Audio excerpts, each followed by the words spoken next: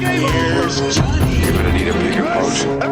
Why so serious? Roll out. I am Iron Man. This is a tasty burger.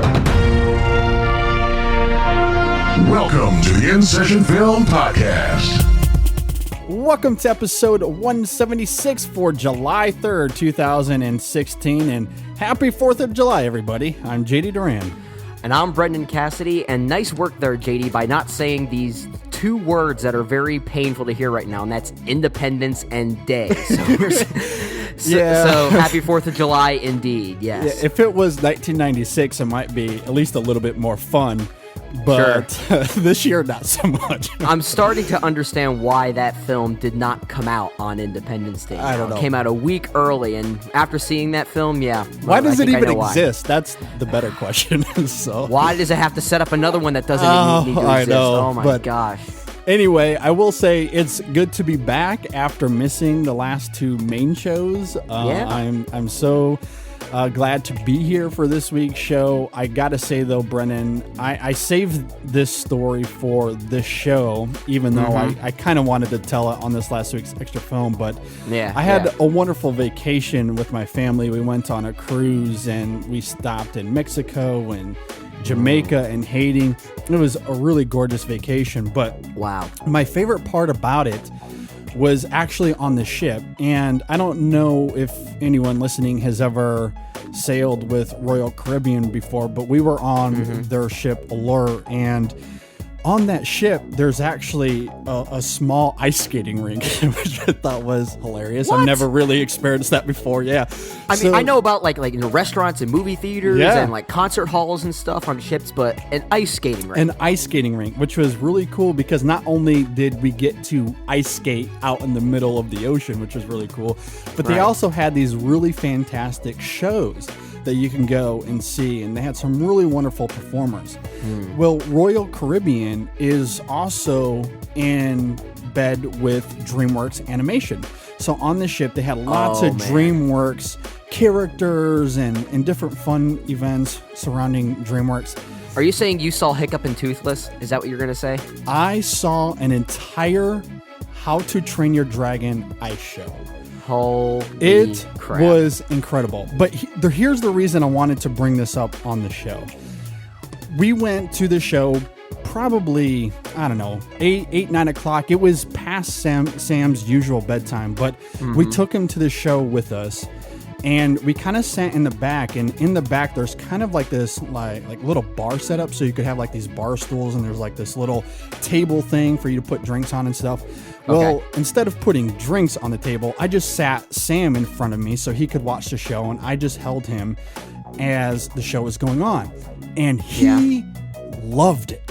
He was cheering and smiling and laughing the whole time. Oh my god. And for people that know how this film resonates with me, just imagine my reaction to not only seeing the ice show version of that film that I love, but also Sam is totally into it. Wow. I was a mess, especially once the track Forbidden Friendship from John Powell came on. Oh my God, I lost it. Absolutely lost it. But my favorite moment, and I don't know if I'll ever forget this, but near the end of the show, and again, as it parallels with the movie, there's some really nice father-son dynamics that happens at the end of that film. Absolutely. That is depicted in the ice show as well. I put my face near Sam's, and I just wanted to kind of get a look at his facial expressions. And he takes his right hand and he just puts it on my cheek.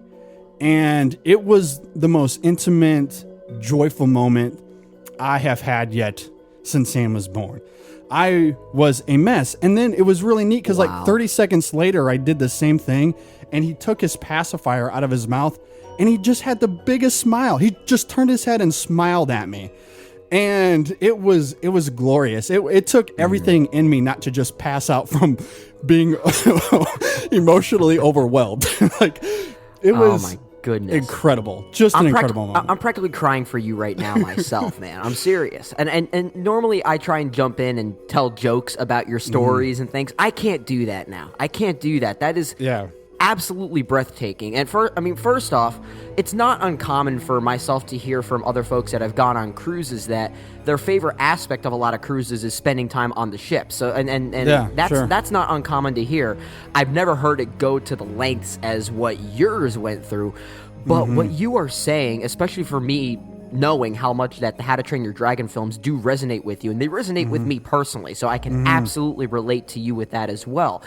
But that is just wonderful. That it's like you're passing on that joy that you already have to your next generation. And imagine how these films are going to resonate with him as he gets older. Exactly. I mean, by the time How to Train Your Dragon 3 comes out, you could probably take him to the theater to see that film. Yeah. I mean, that is incredible. Yeah, it was a moment I'll just never forget. It was quite wonderful. So, yeah, I just had to share that because it was. I can understand why you saved that for the main show now. Yeah. Now we've got to edit this properly and put the right kind of music in the background, put Forbidden Friendship in the background, and then when it gets epic, amp it up to Test Drive. Yeah, exactly.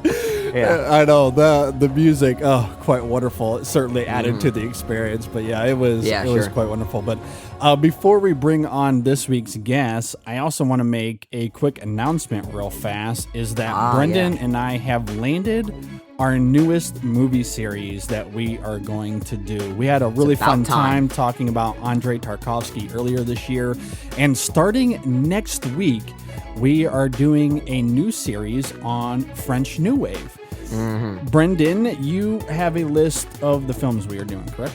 I do, yes. And like last time we did with Andrei Tarkovsky, we're going to throw out a poll to do a fifth film. But at this point, we want to try and give a nice variety as far as covering different types of directors that were represented during French New Wave. Because you have some of the greats like Jean-Luc Godard, and then you have Francois Truffaut, among others. So we want to try and keep that list as diverse and varied as possible. So as far as the list, right now we have 4 films that we're going to cover, and we're going to start with one of the more popular films, and that's Francois Truffaut's The 400 Blows, and we're going to try and keep this in release order, and 400 Blows came out in 1959, and then we're going to follow up with that with Alain Reynas's Hiroshima Mon Amour, which I have already seen, and I've also seen The 400 Blows as well, but I believe that these will be fresh watches for you, JD. Yes. Which will be very interesting in and of itself. After that, we're going to look at 1960, the film Breathless by Jean-Luc Godard, and I have not seen Breathless, even though Breathless is widely regarded as one of the pivotal films of the French New Wave movement. I have seen some of Godard's other films that I've really enjoyed, but Breathless is the one I'm still... It's a blind spot for me, and kind of a guilty blind spot as well. Yeah. And then after that, we'll finish off with the film Cleo from 5 to 7, directed by Agnes Varda, I believe is the director's name and how you pronounce it. And first off, if I'm mispronouncing any of these names, I apologize.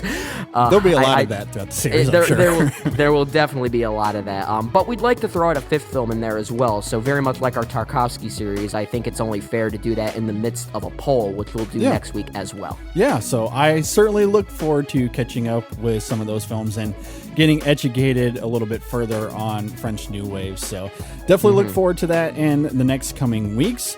And moving on to this week's show, we have a really, really fantastic show in store, and I'm very excited as we are going to be discussing Steven Spielberg's latest in the BFG.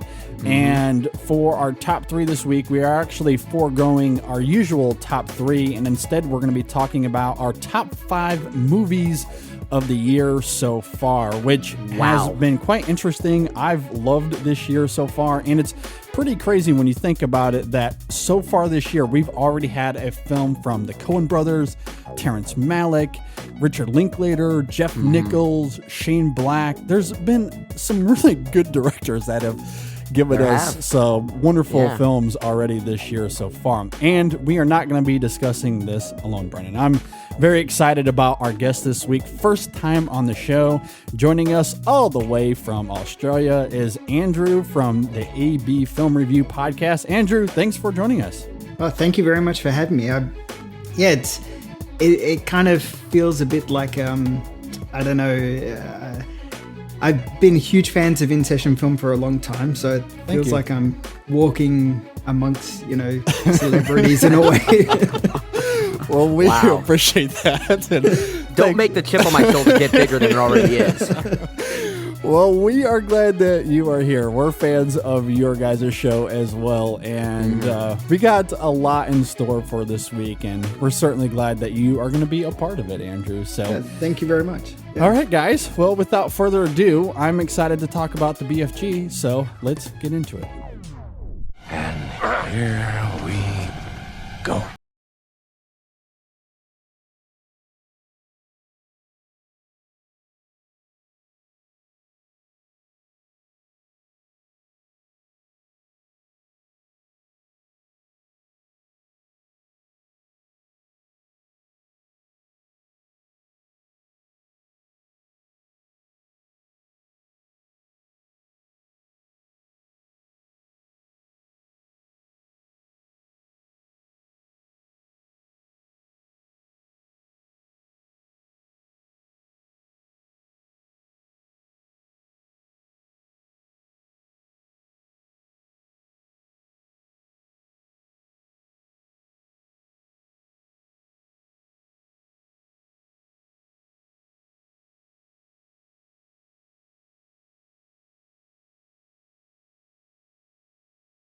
The InSession Film Podcast. This is episode 176.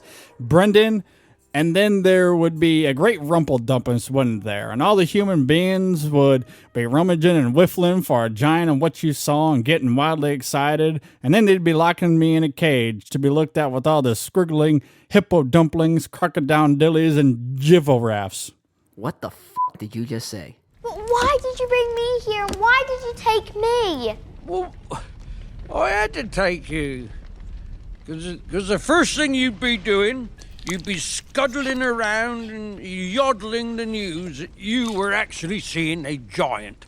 And then there would be a great rumpledumpus, wouldn't there? And all the human beings would be rummaging and whiffling for the giant what you saw and getting wildly excited, and then they'd be locking me up in a cage to be looked at with all the squiggling, you know, hippo dumplings and crocodile dillies and jiggy raffs. And then there would be a gigantic look-see giant hunt for all of the boys. I won't tell. No one would listen to me anyway. I'm an untrustworthy child. All right, the BFG is directed by Steven Spielberg and stars Mark Rylance, Ruby Barnhill, and that's pretty much it. There are a few other players that show up near the end of the film, but it's mostly about those two. If you're not familiar with the BFG, it's about a girl named Sophie who encounters the big friendly giant who, despite his intimidating appearance, turns out to be a kind-hearted giant that doesn't eat children like perhaps other giants might. So let's dive further into that, and we'll toss it to you first, Andrew. What did you think about Spielberg's The BFG? Well, okay, so a couple of weeks ago, I rewatched E.T. for the many millionth time because it's a classic film. It's a great film, and you know, in preparation for the reteaming of Melissa Mathison and Steven Spielberg here, and of course John Williams too. Yeah. So I was looking forward to seeing them, you know, work back together again because they work so well with E.T. And the first trailer as well, I was really, really excited. You know, when the trailer first launched and I watched it, and I was like, wow, this looks stunning. And the score, John Williams' score in the trailer as well, I was just like, I can't wait to hear it in the film, and really just beyond a doubt, I was thrilled for it. And then I sat down and watched it, and about half an hour in, I was a bit like, oh no, this is not good. This is really not good. But it has, and then I realized, you know, there was another hour and a half to go as well. This is 2 hours long, and it really feels like a 2 hour long film. It feels, it really actually feels like a 2.5 hour long film. It feels excessively long. So I was disappointed, to say the least. And I know coming into the show as well, I know that I've disagreed, you know, verbally when I've listened to the episodes, I've disagreed. But I'm like, no, Brennan, you're wrong. JD, you're wrong. So I was really excited to come along and to hear what you guys have to say. Yeah. Okay. Well, what about you, Brendan? So as far as disagreements, this might be our chance to actually disagree on the same show for once. When it comes to the BFG, that's not going to happen, though, at least from my end. So I'll jump right to it. I was also very disappointed in this film. And I want to echo what you were starting off with, Andrew, because, yes, this is a great reteaming of talents, being Spielberg and Melissa Mathison specifically. Melissa Mathison, obviously, rest in peace. She was a great writer. She was a great screenwriter, and only has maybe half a dozen films to her name, but she's written a lot of great films that I think have gone under the radar. And E.T. is a classic. It's an absolute classic. It's a film that gets me every time I watch it. When John Williams' score swells up and all of the bikes just start flying off into the sunrise, I well up every single time, and it never fails. It absolutely never fails. That is movie magic right there. And this team coming back together, I thought could produce some more movie magic in something like the BFG. And maybe my expectations were in the wrong place. I'm not sure. But when it comes to the BFG, I was very disappointed in this film. And I think where it comes down to, I think is unfortunately Melissa Matheson's script, I think is really the weakest point here, which is as unfortunate as it is due to her, unfortunate passing not terribly long ago. I think that's the biggest problem with this film, because like all of Spielberg's great entertainments, whether it be E.T., whether it be Close Encounters of the Third Kind, or even Jaws, and maybe to a lesser extent Jurassic Park, but it still fits that category. Spielberg is very good at giving us films like this that have relatable and sympathetic characters, because he grounds the film in the everyday. And he's so good at doing that, making the personal problems of these people just be simple personal problems that we can all find a relatability to. He doesn't do that with the BFG. The BFG has what I feel like has little to no introduction to give this film an emotional backbone that I think it needs. So you're absolutely right, Andrew. At least I agree with you. By a half hour into this film, I was thinking, I can't get into this. I am not engaged with this film. And I think it really has a lot to do with just not giving us that emotional backbone for either the Sophie character or the BFG himself. There's just no establishment to be felt. We're told, but we're never felt any of this. And I think that is really where the film does suffer, because by the midpoint, there are some interesting things that start to happen in this film, at least when it gets into the notions of dreams and how it uses that with the film thematically. It then goes into some really odd territories by the film's climax that I felt were a bit unearned, but that's really because there's just no emotional crutch to this film to really give it that backbone that I think it solely needs when you compare it to other Spielberg entertainments like E.T. So I'm with you. It really was a big disappointment for me. Well, the first thing I will say is that I think it's kind of crazy that we have a summer Spielberg blockbuster that no one really talked about going into this movie. If this film came out 20 years ago, it would have been one of the most anticipated films of the summer.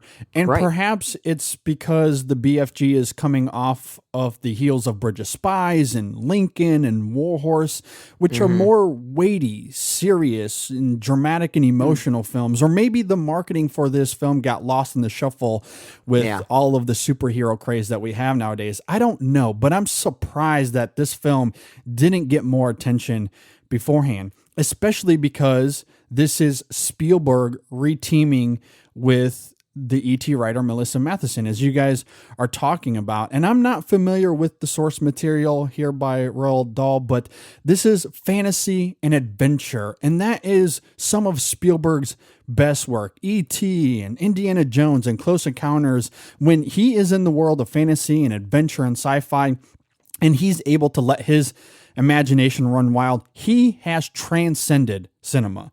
And it's refreshing and exciting to see Spielberg in this kind of space again after having a little bit of a leave over the last 4 or 5 years. And again, it's especially great to see him working with Matheson again. Yeah. That said, the one word that best describes this film for me is unfortunate. I don't know if I want to call the film bad. No. I don't even know if I want to call it disappointing. But the 71% on Rotten Tomatoes, I do feel like is generous. And it's unfortunate that we have a film that brings this team back together. Again, it's set in this world of fantasy that is so up their alley, and yet the final product is so mundane. and is lacking that emotional backbone that you're talking about, Brendan. From what I've read, again, I don't know the source material, but from what I've read, it seems like this movie stays true to its source material pretty heavily. And if that's true, I think this film could have benefited heavily from showing some flexibility with that to tell a more engaging story. For example, there's a scene within the first 10 minutes of the film or so, the first time we see the BFG, and he's kind of rolling through London at night, and he's finding all of these various ways to hide from people. And I just felt like that was a wonderful cinematic moment that could only be depicted on the big screen the way that it is. A great novelist could have described it in a really great way, but the way we see it visually is something that you could only experience in the cinema. And I feel like this movie needed more of that versatility and exploring how these giants could interact with our world. But instead, the movie becomes bogged down in a narrative that meanders, that lacks a sense of fun, lacks emotion, and unfortunately, I think becomes one of Spielberg's less inspired films. Yes, very much so. I think the issue I have is that I never felt wonder, and I never felt that there was any mystical element to the film. There is a lot of mystical elements. You know, they're dealing with dreams. They're dealing with, fantastical, this magical place that's far off in, above England. And that should be mystical and it should have wonder, but it just feels lacking. And I'm not sure whether it is because, as you're saying, JD, that, Spielberg has come off Lincoln, has come off War Horse, and has come off Bridge of Spies, these heavy films, which are great films. They are. Yeah. But I think that, in between that, of course, there is The Adventures of Tintin, which I rewatched a couple of weeks ago. And I think that is a great film. And he manages to capture joy and, wonder within that film. And I think that, he manages to do that in an animated film. And I guess the BFG here is, for the most part, does feel animated in a certain way because it is very heavily CGI. But I don't think he ever manages to meld the two together perfectly like he did with Jurassic Park. And, I think that is it brings the film down because I never felt that Mark Rylance ever was sharing the screen with Ruby Barnhill's Sophie. Yeah. I never felt that there was a connection between the two. And unfortunately, when they do share the screen together, there is some pretty bad CGI, in my opinion. Yeah. It's pretty obvious that she is sitting on a fake hand or something like that. And, especially in a year when I wasn't a huge fan of the film, but especially in a year when we've had The Jungle Book, which manages to blend such, great CGI seamlessly, it stands out, and that's disappointing to me. And the thing with that, and you're talking about the melding of these two worlds, and that really is the film's biggest problem, and something Spielberg has done very well in a lot of his great past entertainments, whether it be visually, like we're talking about this film visually and just from a visual effects standpoint, or just narratively, because some of those moments in the first 10 minutes of the film, JD, that you're talking about, watching the BFG himself kind of find these intricate hiding spots within our world, that was the most interesting part of the movie for me, in seeing the melding of these worlds. Now, granted, I think that moment actually comes way too soon in the film because we are given no introduction to make us care about this film. And a great example I can think of within Spielberg's filmography that almost does more or less the same thing in transporting a main character to another world, even though it's not one of his best films, and that's the movie Hook. But at the same time, when you look at that film, we get a lot of time in London before we're whisked away into Neverland, which I think is one of that film's biggest strengths in actually melding the aesthetics of that film. Even though that film has very bad pacing issues. I mean, I'm not going to grant it. I'm going to grant it that, but at least it succeeded in melding those worlds, which is something the BFG very much fails to do, and even visually. Because I agree with you, Andrew, the visual effects of this film. It does look cartoony. I understand that it's probably meant to look cartoony, but when you're interacting with a real person within here and she has to interact with this motion capture performance by Mark Rylance, you can tell there's a disconnect. You can absolutely tell that there is some type of disconnect there. And even though I enjoyed Tintin for what it was, there's something about the animation of that film and the use of, I guess it was motion capture in that film as well. Yeah. There was something that was kind of dead in their eyes with that film. That was hard for me to connect with that. I felt the same thing here with Mark Rylance. There's just something that was kind of dead in his eyes that I couldn't really visualize the emotions that his character was meant to emulate, which is something I don't get when you see like an Andy Serkis do a very similar type of performance. I never get that. I'm always able to connect with whatever character he's doing. Mark Rylance is, I'm not saying his performance is bad as from a motion capture standpoint, but there's something just dead in his eyes that just added to my frustration in failing to connect with this movie. And that could be on the digital artists of this movie. Right. It's hard to really tell, but I do agree with you. There is a disconnect between what we're seeing in the CG world and also what we're seeing with the Sophie character and how the two are interacting. There is a lack of balance. There's a lack of engagement to this movie. And that said, while it does feel uninspired, I do think there are some wonderful individual moments of pure cinema in this movie.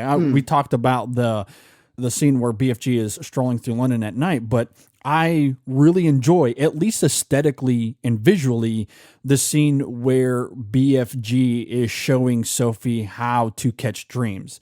It's that was a good. Brilliant use of reflection and color and some special effects there. I really love that. I thought that was a lot of fun to watch on screen. There's the scene where soon after that moment, actually, where BFG and Sophie go back to London and they're giving this boy this dream, and Spielberg kind of shows the audience what he's dreaming while he's having it. And it's a really wonderful gag. It's a really genuine, heartfelt moment that is what you come to expect from Spielberg. Now, overall, those moments are far and few in between.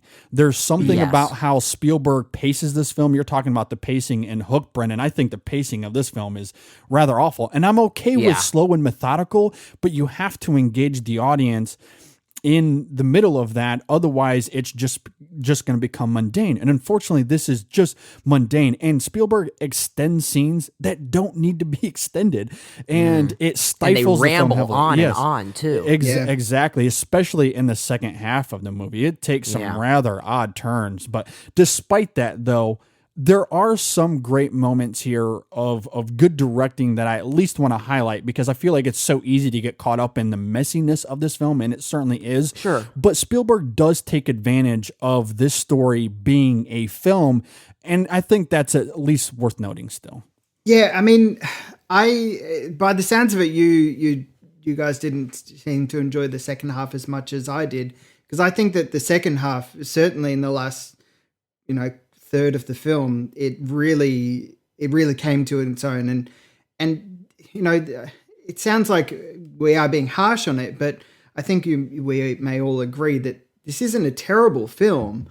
It's just not not a great film, and it's not what we had possibly hoped. And for 2 hours long, I do wish that there was probably 20 minutes edited out of this film. And if there was 20 minutes edited out, this would be a much, much better film. Because those last third act parts for me really make the film, really enjoyable. There's certain things that happen when they go back to England, and it gets really quirky, hilarious. I find that hilarious, and I think that would have, the kids were falling asleep in my cinema, and for a kids film, that's not a good thing. You don't want that to happen, and I just wish that it just was a little bit tighter. And I think that the other problem as well, which JD, you'll probably correct me if I'm wrong here, but I didn't really hear much of John Williams' score in this film. And for me, that really brought, it sucked the life out of it, because, we may be taking John Williams for granted, but, his scores do bring life into a lot of films, and they do provide that extra sort of breath to the film, and it just felt lacking here. And so, when you're talking about scenes about them chasing the dreams around the tree, it's a beautiful looking scene. It's lovely, but it feels empty. Yeah. And maybe I'm just a cold person, maybe, but but I just felt like, okay, get on with it, catch the dream that you need to catch, and let's hurry up a little bit. Well, and I feel like a lot of those moments are empty mostly because of the lack of exposition, the lack of world building, the lack of character development. You know, you're talking about John Williams. I agree with you mostly. The 3 moments where John Williams resonates the most for me, guess what scenes they are? It's the BFG strolling in London. It's the dream sequence. It's giving the boy the dream. Those are the moments where Spielberg is on top of his game, meaning that's where John Williams is felt the most as well. Right. And funny enough, Andrew, you're talking about, disagreeing with us. Well, here's a moment where we can do that, because in the second half of the movie, it does meander into territory I just didn't care for. And I can give you 2 specifics with that. The breakfast scene in London, I thought is one of the most eye-rollingly awful scenes I've ever seen from Spielberg. I can understand why it worked for some people, because it is quirky, and I respect that on paper, but it felt like it came out of a different movie for me. That's exactly what I have written down in my notes. It felt like it was completely different from what we saw in the first half of this movie. It's overly long. I felt like the comedic gags were just not very funny. It was so awkward. And more importantly, it's unnecessary. It adds nothing to this film. And what happens in that film, we had seen all of it previously. It doesn't do anything to build more character or to build more drama or tension. It was there for laughs. And again, I understand that, comedy is certainly subjective, but it didn't work for me. And I think it's a great example of how staying faithful to the book, I'm assuming that scene is in the book, and how it hinders this experience. And the other example for me is the climax, which is intensely unsatisfying, because this movie spends so much time trying to build tension between the BFG and these other 9 giants that he is having to live with that are imposing on his way of life. And when we get to the climax, crystallizing that conflict, it's over in 60 seconds. It lacks drama. There's no sense of danger. And as a result, it felt so tacky for me. Yeah, and for me, it also kind of mitigates what I think the film was trying to get at thematically in regards to the BFG character and his world, because I feel like the movie underneath is trying to get to, these ideas of bullying and especially within a kid's film. I think that's an honorable thing to talk about. But the way the film wraps up, you're absolutely right. I feel like it just kind of throws any of that worthwhile momentum out the window, and it wraps up in such a quick manner and such a cheap manner that it almost felt like a cheat, and that was kind of my biggest problem as well. And why spend so much time devoting to this bullying that we see for the wrap up of that to literally be done without any conflict at all? And it happens so fast; it's literally over in a minute. Yeah, absolutely. But it is a nice shot that occurs in, like the Spielberg one. Is used to a great effect here. The one-shot take. I think that it's quite nice. Sure. But okay, that's fair. Again, it does feel kind of empty. Yes. And, I to agree and disagree with you at the same time regarding the breakfast scene. Yes, it does feel like it's from a different film, but for me at least, it feels like the film that I had paid to see. That's fair.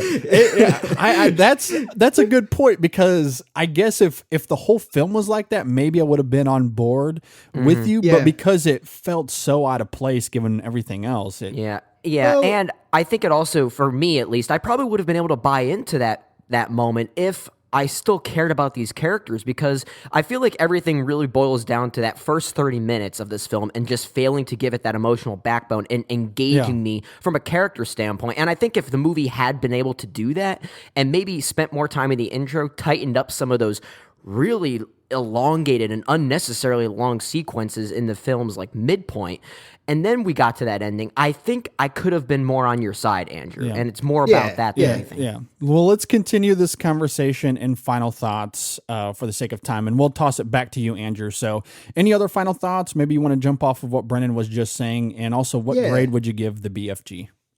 Look, the last thing that I really have to say, which is, again, going back to what I had thought that I was paying to see, was that, you look at the other cast members of this film. You got Jermaine Clement, you got Bill Hader, as voicing these characters of Flesh Lump Eater and Blood Bottler. And to me, what this film boils down to, and I apologize if you're a fan of these three films, but it boils down to being Steven Spielberg's The Hobbit trilogy compiled into one 2-hour film. Like that such a great comparison. That is a beautiful analogy. That's nice. amazing. Yes. Like it's these giants are essentially just the dwarves. There is a wonderful little scene where the BFG explains, tells all of the names of these giants, and some of them are really well designed and stuff like that. Bone Cruncher, Child Chewer, and stuff like that. And yet we know none of them. I could not honestly name anything about these characters. And so because of that, and it's frustrating that you say that I can say that about the supposed villains of the piece, because it also reflects the two main characters of the BFG and Sophie as well. We do get to know them, but only because of what we're told of them. And I never have felt a connection to them. And it's disappointing. It's disappointing because this is not a terrible film. It is a watchable film, and it's just very much, down the middle. It's very ho-hum Spielberg effort here. And it makes me slightly concerned for his next film, Ready Player One, only because the source material for that I'm not a fan of. And it's been a long time since I've read the BFG, but I remember as a child not really liking it all that much. So, in that regard, I'll probably give it a C. It's watchable. It's fine. It's down the middle. Okay. Yeah. What about you, Brendan? I guess as far as final thoughts from me, I just want to, make a slight jab that maybe we're just not a fan of fart jokes or something to really be able to get the films. And it was. I haven't seen Swiss Army Man yet, so we'll see. well, I mean, I can speak for myself when we get later on in the show. I'll leave it at that. But I think this was Spielberg's first attempt at fart jokes. I can't think of any. I can't think of any other time that he's done gross out humor like that. Michael Bay would have been proud. Michael Bay would have been very proud. Even so, maybe I don't know. I don't think it really works in this film at all. I think some of the humor was a little, it was childish. I get that it was childish, and it was supposed to be very over the top in that moment. But because of how mundane the film was already, it just felt even more out of place. I think if the movie had that vibrancy, as well as that emotional backbone to set it up, everything could have come together for me. But instead, we are given these really elongated sequences, especially like in the first 30 minutes again, where Sophie is first taken to Giant Country, and she is having her first conversation with the BFG himself. And the conversation feels like it went on for like 4 hours. And I'm sitting here thinking, what are they talking about? Why does this matter? And more importantly, should I care about what they're talking about now? Because honestly, I don't. I really don't. But then you get some great moments in the middle, and you talked about the dream sequence, JD, as well as the catching of dreams. My favorite moment in the film, though, is the scene where it was very simple, where the BFG helps Sophie take a shower and gives her a change of clothes. And there are moments where I felt like that disconnect we were talking about was gone, and that there was a genuine connection between these two characters and both worlds. And there was a moment where the BFG just smiles at her. And it's in that moment where I thought, wow, he doesn't look dead in the eyes anymore. This is a Spielberg moment. This is absolutely a Spielberg moment. But like you were talking about, JD, they come few and far between, and actually very few and far between in this film, just making it feel so uninspired. And I think that is the best word to describe this film. I would also give this like a C. I think that is probably the best I can do, and I agree with you. I think the grades that this film has as far as Rotten Tomatoes and even Metacritic are pretty generous, and that is very unfortunate to say, and it's really not a great film, I don't think. Yeah, I'm right there with you guys. As far as other final thoughts, Brendan, you were talking about this film thematically as it deals with notions of bullying and how to cope with that. There's also notions here about acceptance and open-mindedness. But one of the more interesting things that I enjoy about this film is how it explores these ideas of dreams and how they're important to our lives, especially from an emotional standpoint. I love the notion of how the BFG character juxtaposes the stereotypes of what a giant is, where the other 9 giants, they are very malicious. They want to eat people, and the BFG is a vegetarian.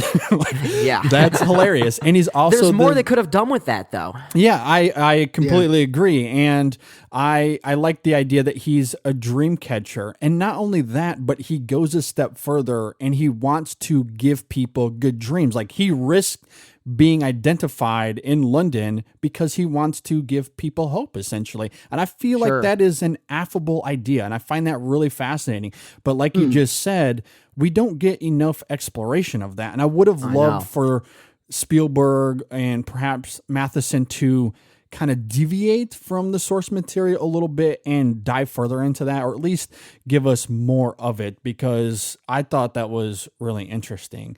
Agreed. But a great example, though, of how this film is hindered by sticking to the source material.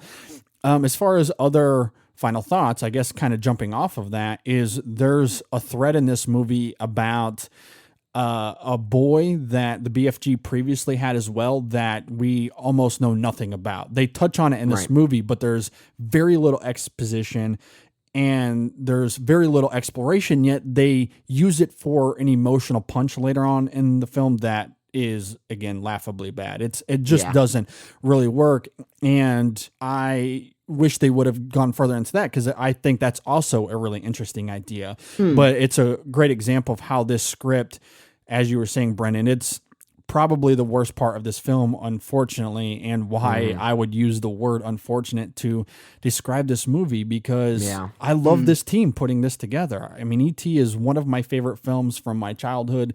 I think it's one of Spielberg's best movies, but it's not just that this film is disappointing. I don't know. Disappointing just feels like the wrong word. It's just unfortunate that this is the product we got from this team. But I would give this film a C as well. Pretty middle of the road for Spielberg, unfortunately. But anyway, we will have a full review of this that you can go catch up soon on our website at InSessionFilm.com. And if you agree or disagree with our takes on Steven Spielberg's The BFG, let us know by leaving a comment on our Facebook page at facebook.com/InSessionFilm or tweet us at InSessionFilm. You can also leave us a comment on our Google Plus page or email us at InSessionFilm@gmail.com. All right, coming up next is our InSession Film Top 5 Movies of the Year so far. Woohoo! I'm very excited for this. I've really enjoyed the first half of 2016 so far. So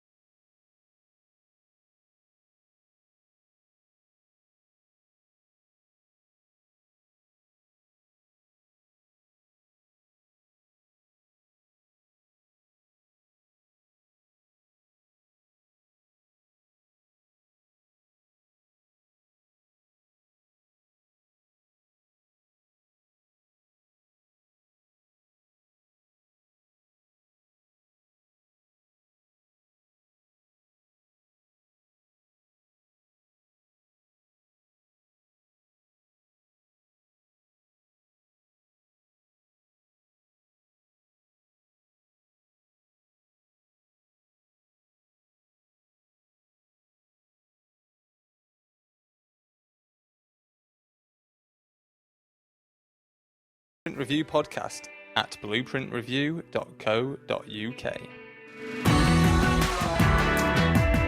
This could be interesting because I know we've got some very diverse people. I'm going to be arguing with Darren a lot. I think it's going to be me v you lot, with maybe Laura sat in the middle. To be honest, I think it's about expectation. Yeah. Like, I think... Yeah, I expected it to This podcast is a proud member of the Lamb Podcasting Network. Find the network at largeassmovieblogs.com. You're listening to the InSession Film Podcast. This is episode 176, and now we're going to be doing our top 5 movies of the year so far. Can you guys believe we are already at the halfway point of 2016? I mean, this is flown by, and I don't know if I mean that as a good way, but I know. But regardless, it has gone by very quickly. So for those listening, before we get going, how we do this list, as far as like a type of criteria, myself and JD, when we pick these lists, we look at films that got a limited release for the year that we are talking about. So specifically here, we are talking about films that got their limited release in 2016. And we say that because there are sometimes some independent films or even some foreign language films that technically got released in the prior year, maybe in the festival circuit or in their respective countries of where they were made. Yeah. But in the US, they got their limited release maybe in February of 2016. And when that happens, we consider it eligible for the current year we are talking about. So just making sure. The Danish yeah. film A War is a great example of that. Absolutely, yes. I had that on my my mind as I was talking about that as well.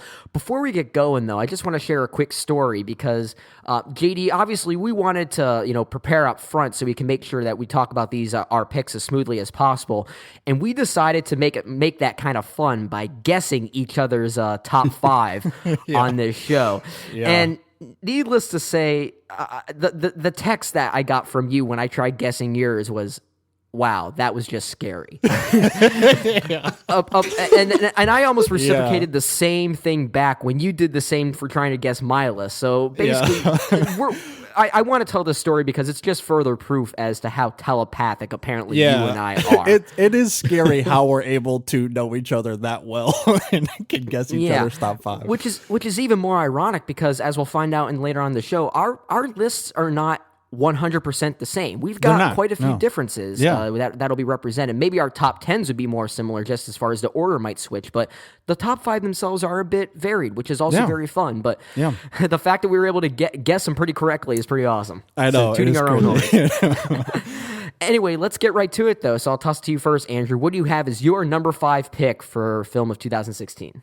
So obviously I'm based in Australia, so I did have a bit of a criteria in the sense that I was like, well, we do get most of the Oscar films kind of in January, February. So films like Spotlight and The Big Short and Brooklyn are all January, February films for us. But and Spotlight and The Big Short for me are both great films, and I've watched them a couple of times, and I think they're absolute masterpieces of cinema. So but for the case of this particular show, I'm sure many people have already listened enough about The Big Short and Spotlight enough, so I'm not going to talk about them because one of the things I like about your show is that, especially with your end of year lists, I listen to them. I'm like, I have no idea about that film. I'm going to watch it. And, Heart of a Dog, for example, is going to be showing at a film festival coming up this weekend. And I'm like, I'm really interested in seeing that because I listen to your show. Very cool. So because of that, and because of that, that's why I'm going to touch on a few films which, they fill in the spots that they're, The Big Short and Spotlight aren't in as being my top 5 films of the year so far. So starting off with that is an Australian film called Porno, which is Pawno, not Porno. All right. And it is about a pawn shop in a suburb in Melbourne, and it just basically covers the day of the life of that particular pawn shop and the people that visit that shop. And it is such a purely Australian film, and I really love it. It's a great film, really, really wonderful. I'm really excited for when it hits streaming later on in the year, so people overseas can see it because it's such a wonderful film. Yeah. I can't say I've heard of this film, which I'm very astounded to say on this specific list, because sometimes this happens when we do our top 3 for a specific subject matter. But when it comes to our favorite films of the year so far, the fact that I'm not hearing about this means I'm not doing my job well enough. I haven't heard of this either. Yeah, so it's really good, and I think it'll be hitting streaming in America later on in the year. Okay, then. But that's probably why. I mean, most people in Australia haven't even heard of it, and which is a crying shame because it's a really good film. Yeah. Well, we'll keep it on our radar, and when it does become available for streaming, be sure to ping us or something. Maybe message us on Twitter saying, watch it, and maybe review it. Yeah, so, definitely. That'd be something to Trust consider. me, I'll let you know, yeah. Okay, very cool. Sounds good, man. Appreciate that. How about you, JD? What is your number 5 pick? My number 5 pick was one of my most anticipated, I think. It comes from a director that I love and is a director that I argued in our review that was tailor-made just for me because he's impeccable at using music as a way to depict emotion and relationships. I'm, of course, talking about John Carney and his new film, Sing Street. Boy, did I respond heavily to this one. Carney, he just has this evocative ability to use music as a thematic and emotional tool that just resonates so heavily with me, especially when you understand and sympathize with the film's characters. And I think he does a great job in that film of engaging us with the journey of the characters and that film, making them vulnerable yet sympathetic and really endearing to watch. And I love how thematically the film goes on to talk about inspiration and how Carney uses brother relationships as a catalyst for that inspiration. I think is so interesting as it relates to art and how family can have a big impact on that. And I love the exploration of that in the movie. I went on to talk about in our review of that, how I thought that the final ending of the movie, like the last 10 minutes, is some of my favorite filmmaking of the year so far, because it is the crystallization of that idea where we see this brother duo together and how it relates to these ideas of art and inspiration, I think is really beautiful. There's just some wonderful symbolism there that I thought was quite provocative. And I love that. And the music of this film is incredible. I've listened to this soundtrack. I've listened to the soundtrack countless times. Like the song "Drive It Like You Stole It," I probably listen to every day still. So it's incredible. I love Sing Street. It's my number 5.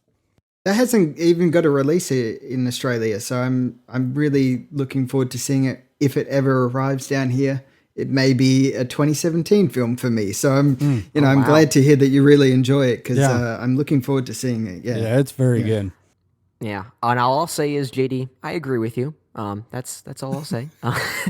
Anyway, it is also worth mentioning we had some great bonus content on this film where we almost essentially kind of reevaluated this film based on a great email we got from our friend Eric Hillis over at the Movie Waffler, and he shared some great insight about the film's overall setting, not just where it's set, but when it was set, and there was a lot to digest there that really, at least for me, helped enhance my overall enjoyment of the film even further. So absolutely great stuff with Sing Street.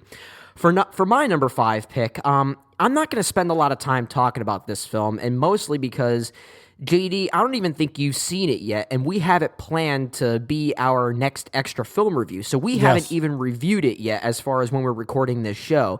So I want to save the bulk of my thoughts for when we actually review this film on our extra film. So really, I'll just say that my number 5 pick is Daniel's Swiss Army Man. This is a film that's not for everyone. It's absolutely not for everyone. And for a lot of people, they're going to go into this film and come out of it and say, well, that was just a farting corpse movie. I mean, it's very much like people are just going to refer to this as the farting corpse movie. For me, it was so much more than that. These two central performances by Paul Dano and Daniel Radcliffe, and Daniel Radcliffe specifically, who I think is actually one of the funniest actors working today. I think his comedic timing is just unparalleled. It is so unique, and it is absolutely represented in this film. I thought this film was an absolute riot. And it balances some really beautiful things and the notions of dealing with insecurity and lack of confidence in your life specifically. And I think the film does that very well. So if you look at this film and you don't take it quite as literally as what's being portrayed on screen, I think it's a very rewarding experience. But like I said, it's not for everyone. I'll leave it at that because, like I said, I don't want to review this film now, but I was fixated on this film from start to finish. I really, really enjoyed it, and that's why it's my number 5 pick. Yeah, I look forward to this. I haven't got a chance to see it like you mentioned, but I certainly acknowledge your argument, especially when it comes to looking at this film literally. I don't think that is even possible. If you just read the synopsis, surely you can't take the film from a literal standpoint. Yeah. But even just doing a little reading on the film, there are a few things I've heard about it that, of course, is probably, I'm assuming, is meant to be symbolic on some sort of level. So, yeah, I certainly look forward to watching it, yeah. Yeah, and I really look forward to your take on it as well. Anyway, let's continue on, though. Andrew, what do you have as your number 4 pick? My number 4 pick is another unique film, for me at least. I really like horror films quite a lot and think that, you know, we are kind of in a bit of a revival of horror films in a way. And Sure. You know, part of one of the directors leading that forge is Robert Eggers, and I think that his film The Witch is one of the great modern horror films. And I know that probably using the word horror with this particular film is probably a bit of a stretch, but with this particular film, my number 4 and my number 3, we're not going to spoil what that is just yet, but sure. They tell folk tales and folklore is explored in very interesting and unique ways that is done seriously, and it's not done with, you know, tongue in cheek or anything like that. It's done with full respect and great research, and through that there is a really powerful film. And The Witch, you know, it's been a long time since I've seen it. It's been probably about 3 months, but it's resonated with me strongly ever since I saw it. And I saw it on a Saturday morning, a sunny Saturday morning, and it really, really hit me quite strongly. And, you know, prior to seeing the film as well, everybody's going, oh, Black Phillip, and all this kind of stuff. And that is a really powerful element. But the cast here is so great, and I think that it has some of the finest child performances of the year so far, and it's a really powerful film. And I know it's very divisive, but it works so well for me. So that's my number 4. As far as a film like this that's being divisive, I don't think you're going to get much of a divisive opinion on this show, at least for this film. Yeah, we're big fans of it. Yes. Yeah, and JD, if it's okay, I'm just going to jump right off of this now because The Witch is also my number 4 pick for top 5 of the year so far. So I'm just going to open up my thoughts in this film right now. But I'm with you, Andrew. I love this film, and I'm someone that's on a bit of I acknowledge the horror film resurgence that's kind of ongoing right now, but a lot of these well-reviewed horror films I haven't responded to as positively, like films like The Babadook and It Follows. I was not really big fans of personally, and I know I'm in the minority on those films. I recognize that and take my opinion with a small grain of salt on those films. But when it comes to The Witch, I am absolutely on the hype train for this film, and for all the reasons that you're talking about. Robert Eggers' direction in this film is so well done in building atmospheric suspense. I mean, and it reminds me so much of what Stanley Kubrick did in The Shining from 1980, but it's utilized to such a great effect here in matching with the time period of this film. And as a reflection of history, I think it's just as important, utilizing this New England family of Puritan religion specifically, and how they all flocked over from England and brought their practices with them to the New England side of the states, but how it deals with these notions of religious fanaticism that we were talking about on the review of this film, JD, as well as the notions of the repercussions of sin, which I thought was very well handled in this film as well. And if you want to look at more from a faith-based angle, and how a lot of these characters are just really developing this lack of trust with each other due to these notions of sin and impure thoughts, but how this world of witchcraft that is slowly brewing in this world is something that they're just not prepared for, and they're kind of faced with decisions to make that they really have no choice in making by the end of this point. And I thought as a reflection of history, it does a very good job utilizing that. And I also thought tying this entity that is out in the woods and essentially haunting them, kind of uses their deep, most impure thoughts to really haunt them. And the way it uses the repercussion of sin, I thought was very well done in that regard as well. And it is the child performances, as you said as well, just absolutely uncanny. This is a horror film I absolutely love, a modern one I love. So that's why it's my number 4 pick as well. I'm glad you like it. Yeah, this is definitely one of the best films of the year. And, it's kind of funny, listening to you talk, and as well as you, Andrew, about the direction of this film. And we were talking about in the BFG how slow and methodical that film is, but it lacks an environment that is engaging, where this is the antithesis to that. This film is also slow and methodical, but there is atmosphere and characters that you actually care for that is really super engaging. So yeah, it's really, really terrific film. Absolutely. How about you, JD? What is your number 4 pick? My number 4, I'm going to the world of Marvel. Captain America Civil War is my number 4. The more I think about this film, the more I love it, the more it resonates with me. It's one of my favorite films within the MCU, and I think a lot of it comes down to Baron Zemo, because a lot of us have at least agreed on the use of Spider-Man in this movie or Black Panther. The action is a lot of fun, and I haven't really run into a whole lot of people that have disagreed with that. Yeah, that's universal. Yeah, I agree. Absolutely. Most of the disparity comes down to the quote-unquote villain of this movie, and I still argue to this day that if we watched this series of events unfold from Baron Zemo's perspective, I think we root for him like we root for Jason Bourne. You sympathize with where he's coming from emotionally. He's very motivated, and you can understand his motives. And in fact, I think what he does isn't any worse than what the Avengers had already done in terms of creating catastrophe. He certainly does a few things that are morally wrong, or at least you could argue that, but so have the Avengers. And that's what I find so fascinating about it. And as a result, the true villain of this film is an emotion. And it's something that I've never seen any other action superhero movie do, where you sympathize with both sides of the conflict, and the real villain, the real thing that is moving the story forward and moving our characters and motivating their actions, it is guilt. That's the thing that runs this entire story. And I find that so interesting, and how the Russo brothers explore that.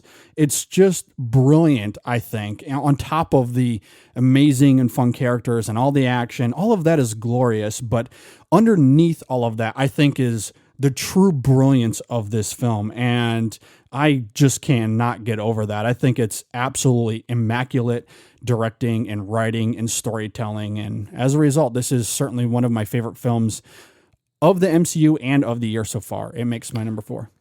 I haven't had a chance to revisit this film like I said I wanted to on our main review of this, JD, because this is where we actually disagreed a bit. I everything about this film that everyone is universally praising, I will echo. I'll absolutely echo.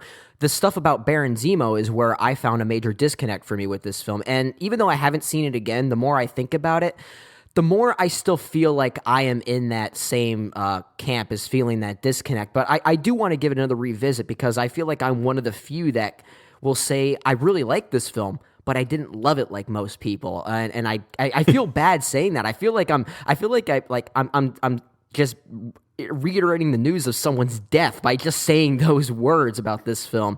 But I am still interested to revisit the film, because your points are valid. I absolutely can see that within the film as far as how it's depicted. I think the execution of it is really where my problem was, but I'd be very curious to see if that does change on a second viewing, because I do want to love this film. I absolutely do. Well, and I don't think you have to feel the way that you do. I don't think you're in any sort of weird minority by feeling that way. I think there's a lot of people that are in that camp. But it's one of those films that have such a fan base that if you feel like you're slightly out of the norm, it's like you're shunned the non-believer. It's what it kind of feels like sometimes. Perhaps. I mean, I'm obviously not in that camp, so I can't speak to your experience, but I have seen a lot of people online anyway feel the way that you do, but I'm not in that boat, not by a long stretch. In fact, I'm miles and miles away from you, I think, when it comes to Benzema. Because, I think the execution of it is not only good, I find it utterly brilliant. And I don't see another superhero film even coming close to the way this film touches on those ideas of using something that's not even real as, or at least not physically real, as a villain. That's super incredible to me. On top of everything else in this movie, it's so layered and so well balanced. It's incredible. So fair enough. Absolutely fair. I won't say much, but other than you're not alone, Brendan. Okay.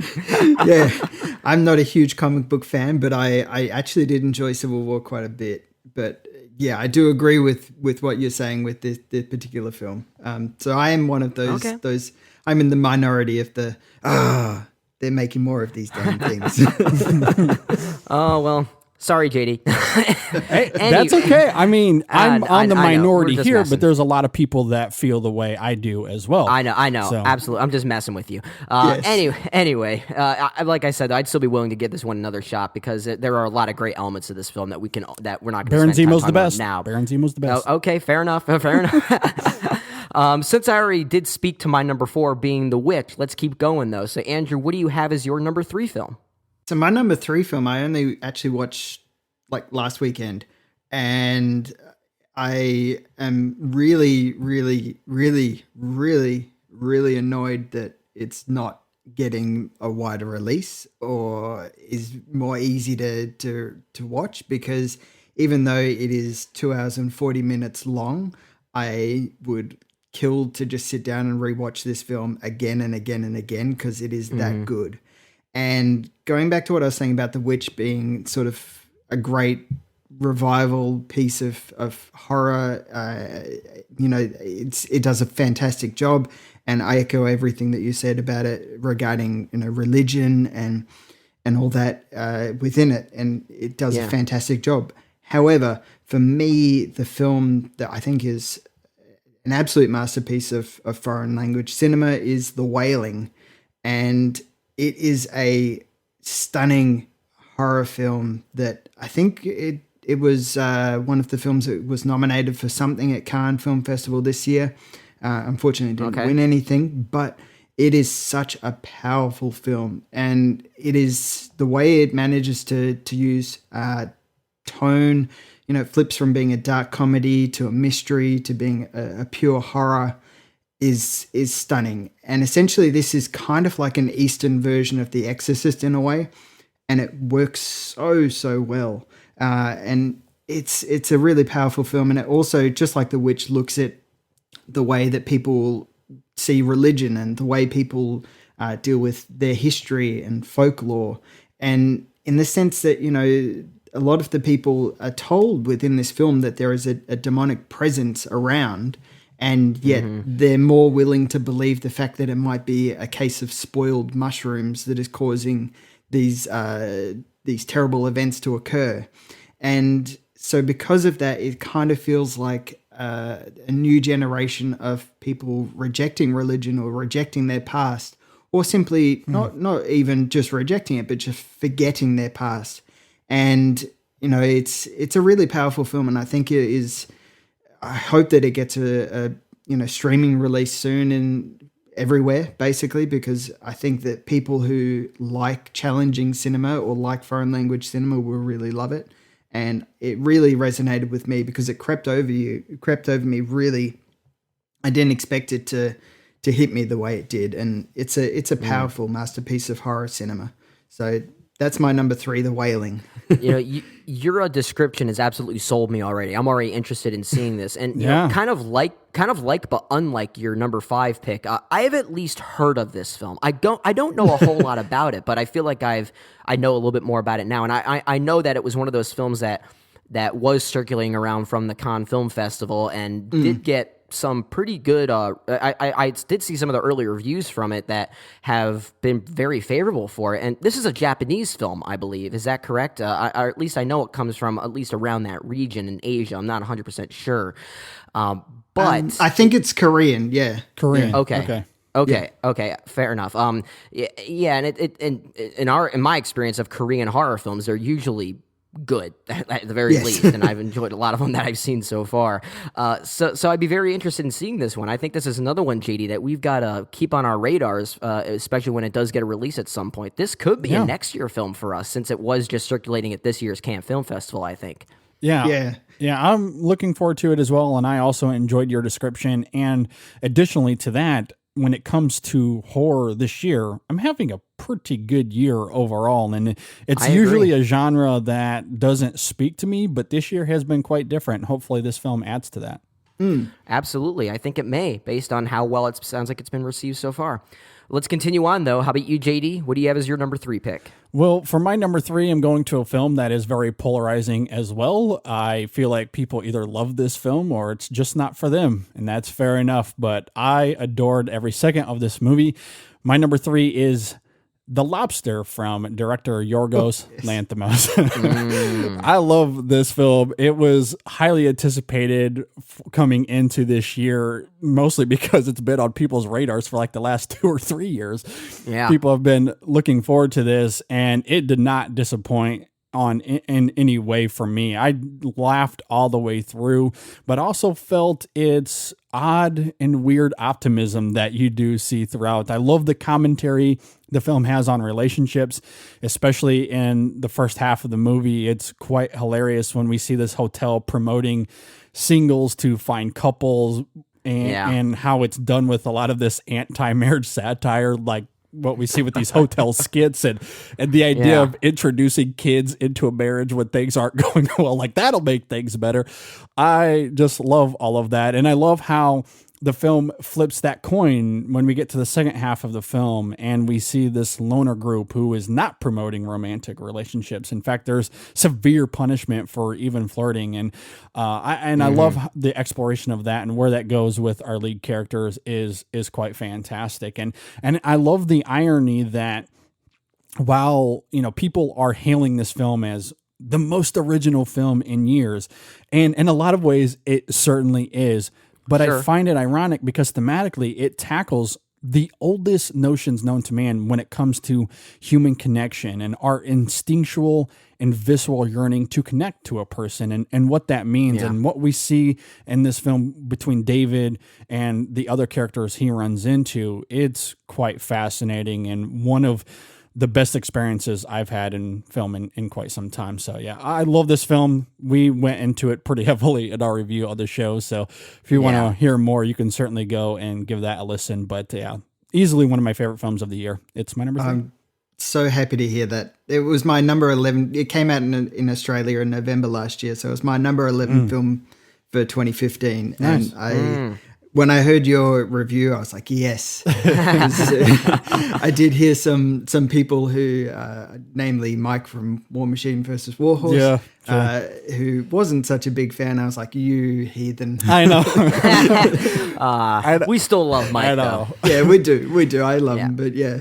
And I'm surprised because you guys liked it. I'm surprised because I felt like this is a film he would have gone for, I feel like. But especially the first half is so a Mike film, I feel like. But to each their own, I guess. We have to tag him on this show now to tell him how much of a great shout out that we gave him. I don't know if he'll like that or not.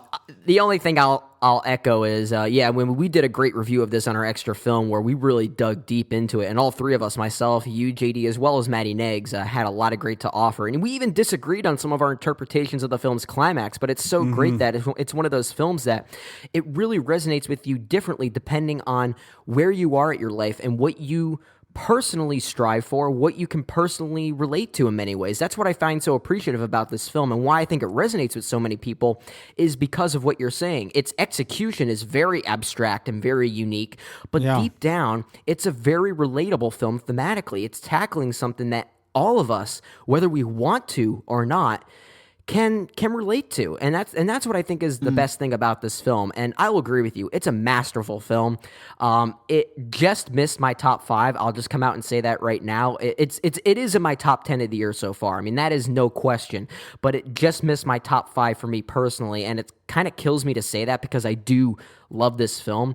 But I wouldn't be surprised if it still finds a place in my top 20 by the year's end. I think it is still that good, and everything you're saying, JD, is absolutely sound about it. Yeah, absolutely. And last thing I'll say, and then we can move on. We were talking about Robert Eggers in The Witch and his really fantastic directing, and I think you can say the same thing here with Yorgos Lanthimos. And not only does he get the humor and emotion right, but the intricate details behind all of that is just immaculate and really, really funny. I mean, when you just see random animals walking in the background of the frame, it's so awkward. I love it. Yeah, it's so great. But it feels so authentic because you realize that this is the world they're living in. That's something that would happen. Yeah, it's done with purpose, and it's quite a treat. Yeah.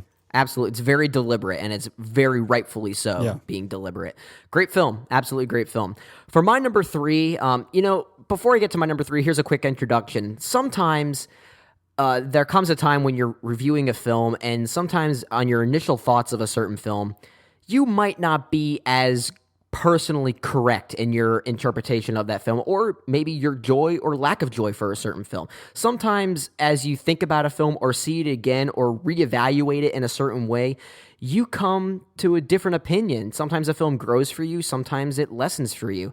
In the case of my number 3 pick, this is a film that I gave, I think, a B+ to when we first reviewed it, JD. I really liked this film initially, but I didn't love it like most other people were.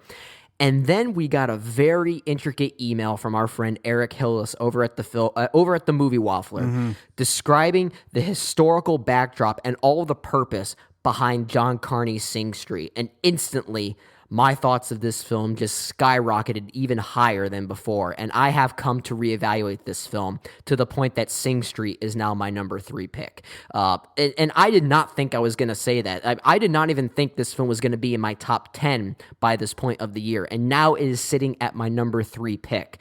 I agree with everything you already said about this film, JD, as far as what John Carney does to utilize music as a form of art and form of expression and ode to creativity, and how he blends that with this coming of age tale. He did that beautifully in Once. He does that also pretty well in Begin Again, and does it almost just as good here as he did in Once. It is immaculate and so well done.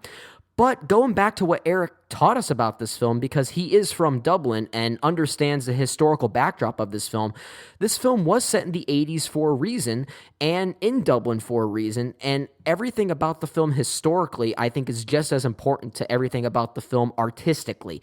And that is why this film is resonating with me even more so now, because there are more layers I can unpack with it.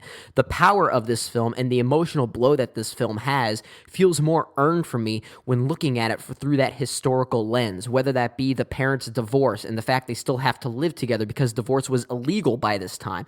The school system, the violent school system, and the almost like the dictatorial school system that is reflected here is very appropriate and very accurate now. And the notion of music being this form of expression at this time, which is all these kids really had, feels even more appropriate now and even more necessary to help drive this story. And everything that I may have had a slight problem with is now fixed. It's absolutely now fixed. So, Eric, thank you. If you're listening to the show, thank you. Now, your reasons are why this film is my number 3 pick of the year so far. So, and there's more I can unpack with this film, but needless to say, it's one of those films I can rewatch over and over again and just get a huge grin on my face every time. It's great. Yeah. It's great. It's crazy how a little bit of context can completely change your view on something. And I mean, I already adored this film as it is, but I completely echo what you're saying. What Eric added to it, I think, just builds upon our love and appreciation for this film already. So I've already said my piece, so I don't have to go into it any further, but it's quite the film. I love it. Yeah. And when it comes around for you, Andrew, see it. I will. See it. I'll make sure. The placement of it on both of your lists has got me very, very excited for it. Well, hopefully we don't build it up too much for you then, because we want you to enjoy it for what it is as well. Yes, well, I like John Carney's previous films, so this will be then you'll like most likely you'll very like good. this. Yeah. At the very least, All right, so great stuff so far, gentlemen. Before we get going, we're going to take a quick break, and then we're going to come right back and give our number 2 and number 1 picks of 2016 so far. So stay tuned, everyone. We'll be right back.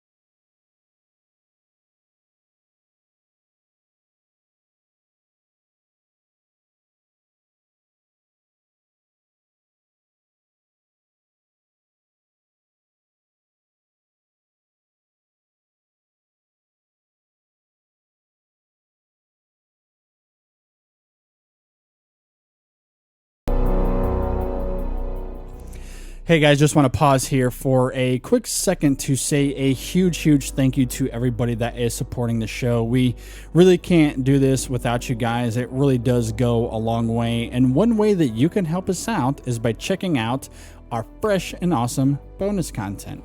Absolutely. Our bonus content's really a great way for myself and JD, as well as potentially our guests, as well as a few other of our podcasting friends, basically just to get together and talk about certain things that we either can't fit on the main show or just other certain themes that are related to a said main show.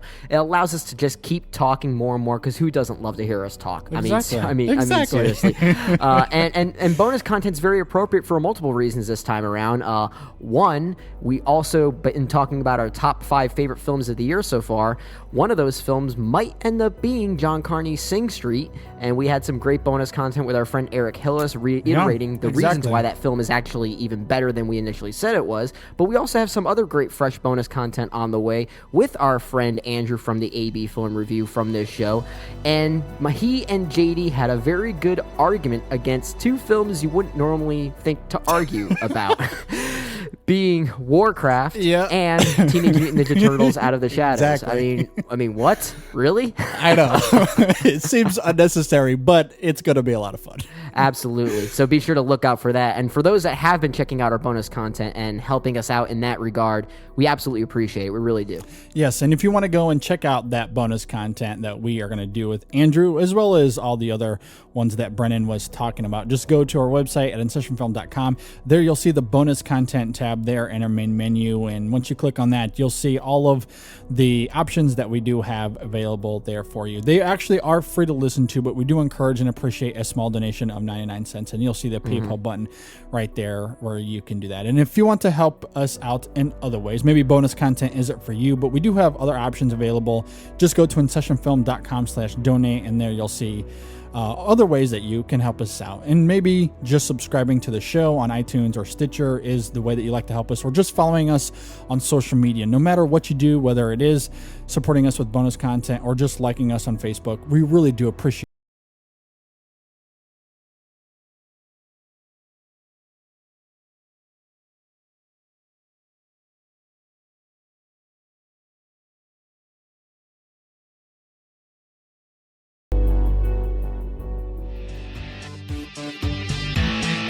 Hi, this is Greg. This is Chuck. And this is Dan. And we are Talking in Circles. Because the world needs another podcast, we are here as Geekcast Radio's newest edition. And as the title says, each week we get lost in conversation about a wide range of topics, including movies, comics, games, art, TV, and even occasionally sports. We play games and discuss pivotal topics like who would win in a fight, the Kool-Aid Man or Tony the Tiger, and examine the hot-button issues of the world of geekdom.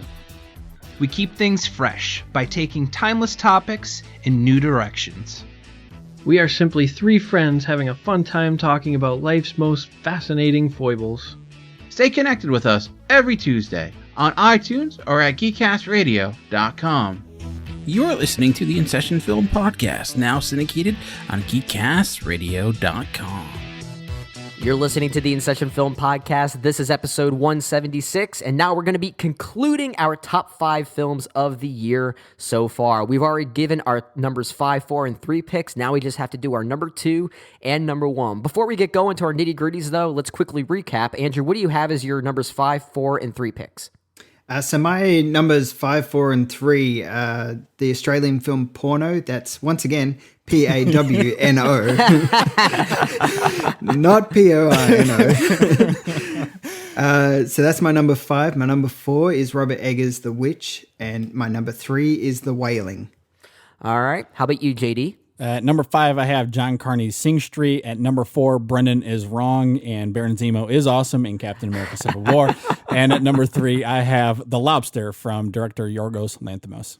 Good stuff. At number 5, I have Swiss Army Man. At number 4, The Witch. And at number 3, John Carney's Sing Street. So let's keep going to our nitty-gritties now, gentlemen. Andrew, what do you have as your number 2 pick?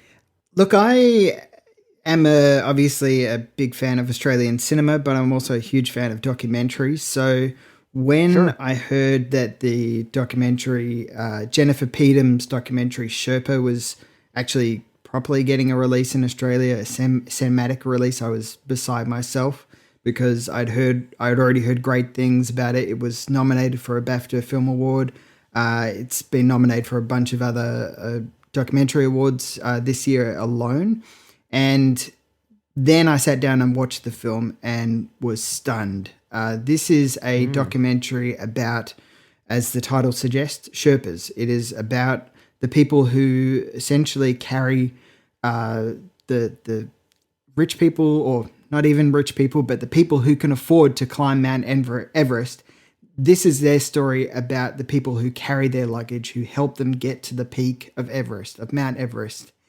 And it was filmed in 2013, 2014, and it just happened to be that while it was being filmed, was also at the time that there was the worst tragedy that occurred on Mount Everest at that time, which had, I think it was 13 people had died on the peak. Sorry, 16 people, I've got it in front of me here. 16 people had died on the peak at that time, which is a massive tragedy. And most of the people who had died on the peak were the Sherpas. And from that, the film details the fallout of what occurred in that season, and just basically the fight for the rights of the Sherpas to be paid properly and to be treated as people.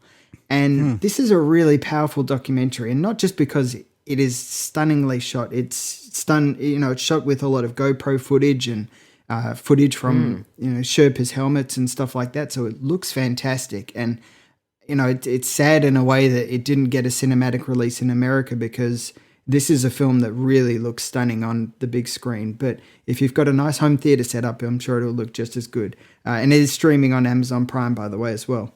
Good to know.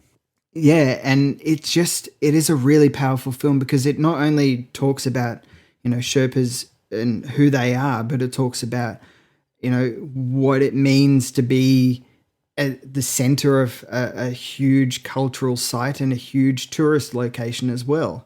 And, it shows, unfortunately, the positive side of tourism, but also the negative side of tourism. And it's a really, really heartbreaking documentary at times, and just one that, I've seen it once, and I'm looking forward to seeing it again, because it sticks with you. And, for a film that's only 90 minutes long as well, it feels like a lifetime on screen, and that's a really powerful thing to do. So that's my number 2 film. Look at you going, picking the films that I haven't even seen. So I'm glad we have. No, I'm glad we have this reflection. Yeah, seriously, I'm glad we have this reflection on the show, though, because it really adds to that variety of what we're talking about here. But again, what you're talking about, and as far as how you're selling this documentary, already sounds it absolutely succeeds in what a movie like Everest absolutely failed to do, at least for me.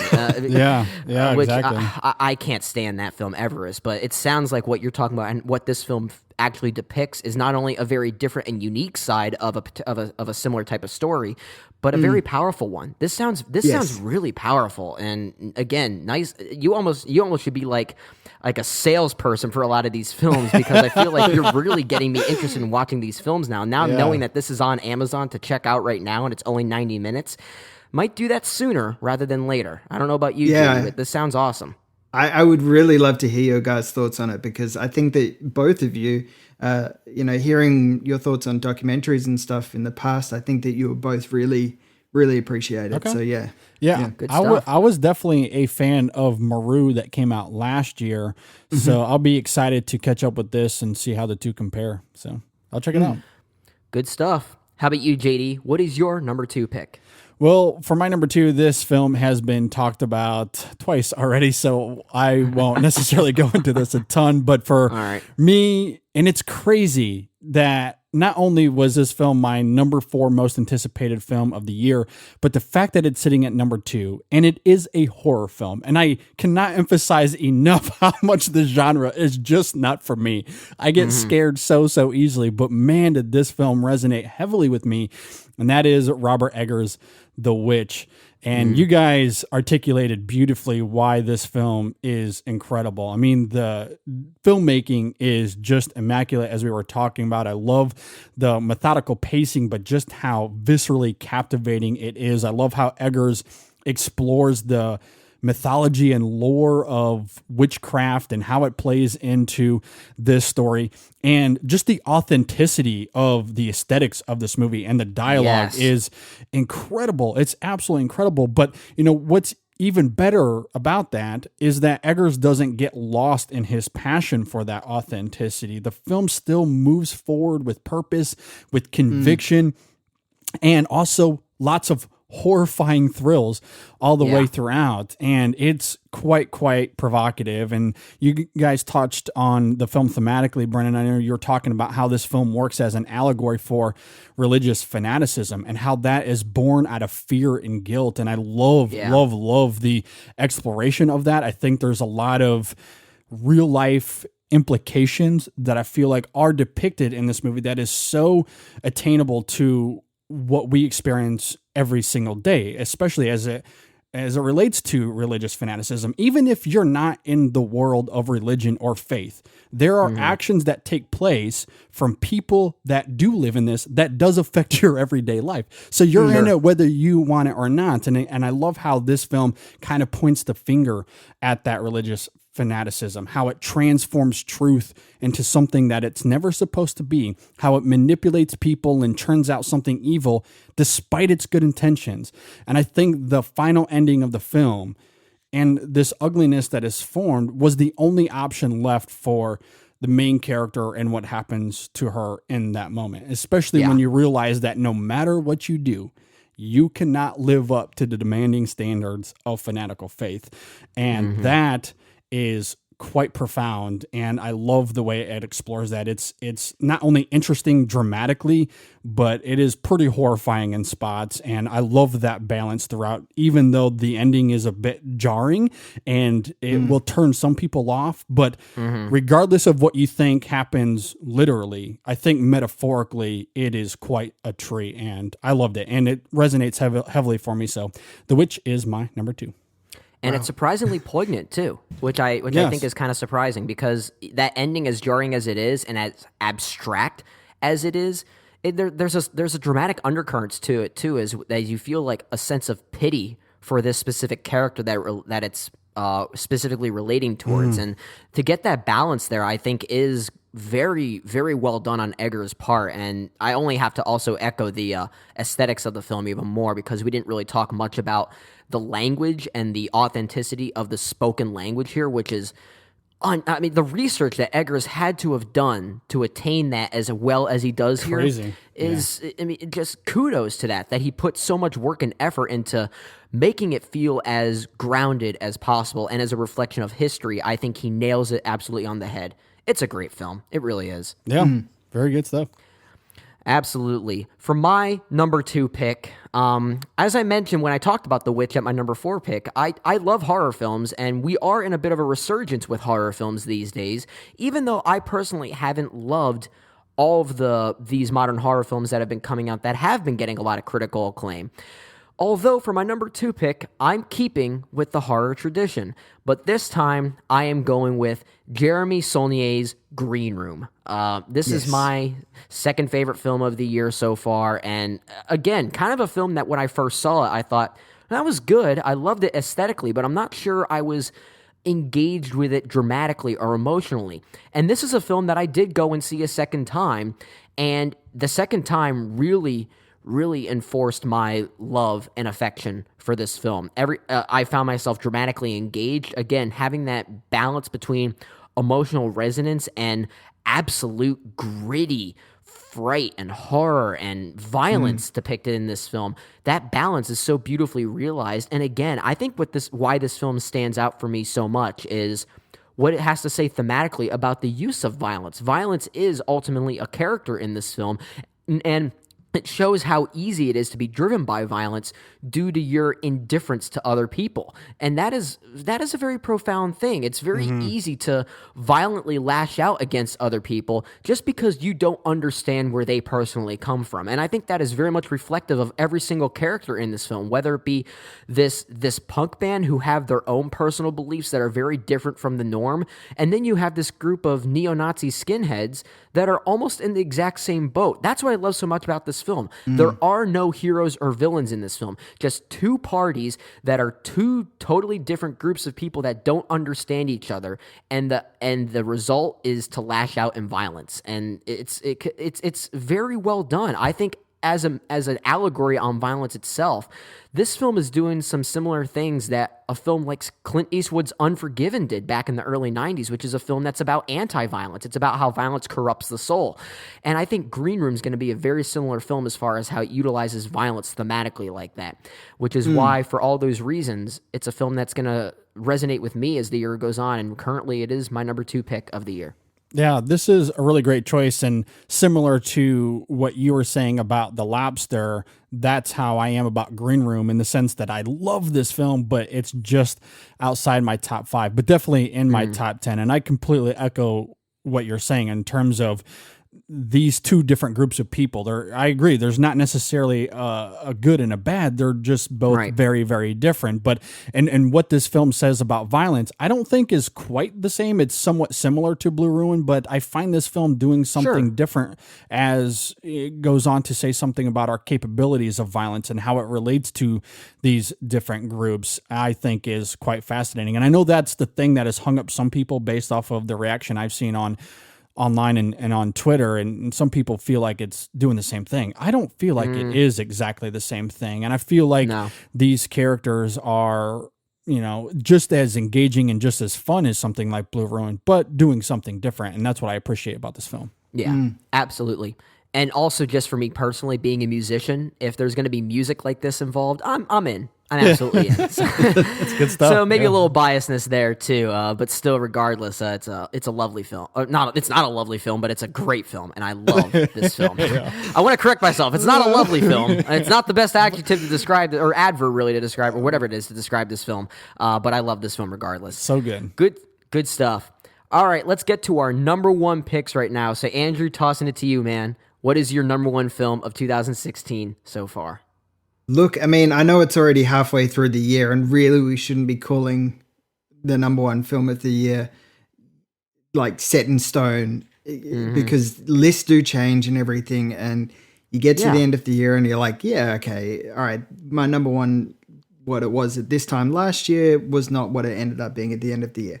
But with that said, I can guarantee you that there is nothing that is ever going to be able to topple this as being my number 1 film for the year. It is a absolute joy of a film to watch, and it is an absolute brilliant performance from both Sam Neill and Julian Dennison as the leads, and that is Taika Waititi's Hunt for the Wilder People. I don't even have a map. Where's our map? Don't need one.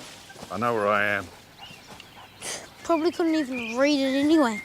Why would I need to read a map? I already told you I know where I am. Reading's stupid anyway. Only people who can't read say things like that. What? No. You can't read? What's your You're like one of those people who like race by like wolves or something, eh? Ooga booga, me heck, me no read. What's this? This is words. Me stupid. You little bastard!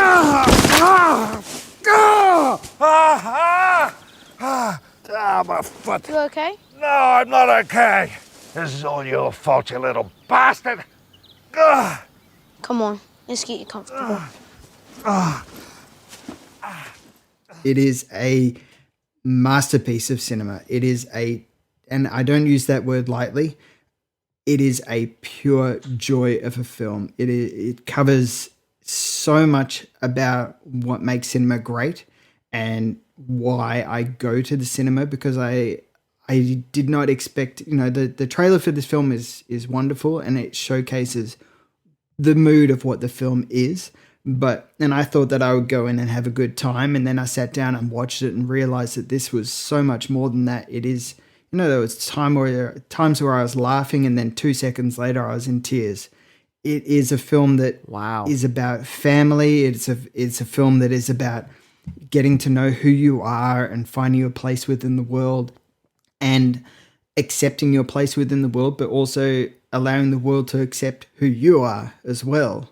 It is one of the funniest films I've ever seen. And I'm not a huge comedy fan, so for me to say that I found this just hilarious, and I do regularly rethink of scenes within the film. And when you guys do see it, you'll know what I'm talking about with certain comedy moments. But it is just a wonderful, wonderful film. And JD, I know that you know. There are certain elements of films, for example, Warcraft, for example, where you're talking about, your recent developments in your life, with your son and everything. And I think that with Hunt for the Wilder People, I think you will really, really love it. And that's my number one film, and it won't change because it is such a brilliant, brilliant film, and it's a joy to watch, a real joy. And it's funny that you bring that up because as you were talking, I'm sitting here looking at the IMDb page for it, and one, it's written and directed by Taika Waititi, who I enjoy. I love his work, so that already has me intrigued. And then two, the synopsis reflects exactly what you're talking about this kid and his uncle, I believe it is, and how they go missing, and how that leaves space for this relationship to kind of blossom on screen. And as you're talking and giving it all this praise, that idea that you just talked about is what's really resonating with me right now and giving me excitement to go and watch this film, because you're absolutely spot on correct that this is ripe for me to just absolutely adore. So I love it, and I basically any chance I get to talk about it and tell people, hey, go and watch this film, I jump at it, because it is a real joy. And if you're having a rough time or anything like that, then this will lift you up. It is such a wonderful film. Good to really great. Yeah, and I'm very interested to see it now, just based on what you described. And from what I've heard a lot of great early reviews for this, and some I think have even potentially throwing out some potential Oscar buzz for Sam Neill in this film, I think he is a kind of an underappreciated actor that just doesn't get enough work to showcase his talents. And I've always liked Sam Neill in some of the older films that he used to be in. So it'd be great to see that recognition come for him at least at this point, and especially if the performance is as good as some people have been saying. So that's very exciting to hear. I'm really, really looking forward to this film now. Good stuff. So how about you, JD? What is your number one film of the year so far? Well, I feel like that discussion is pretty appropriate for my number one. Andrew, he's gonna cry. I'm betting he's gonna cry. I'm trying really hard. Okay. Andrew, you're talking about how that film, Hunt for the Wilder People, is no doubt your number one for the entire year. I feel the same way about my number one currently. I'll be curious to see if Hunt for the Wilder People does make its way higher than my number one, but I adored this film. There are moments in this that resonate with me more than anything I've probably seen over the last decade. And it is Jeff Nichols' Midnight Special. Dad? Yeah. Are you scared?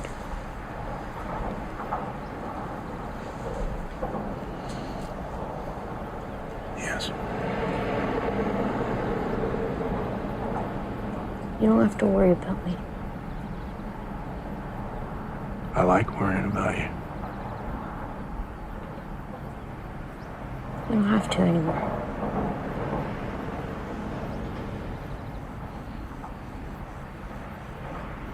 I'll always worry about you, Alan. That's the deal. This is a film that was my number 2 most anticipated film of the entire year. I was so excited for this movie. I was so intrigued, not just because it's Jeff Nichols, but the trailer looked quite fantastic. And overall, when I walked out of the theater, I was a mess. I'm glad that it was late at night because I watched this at like 10 o'clock.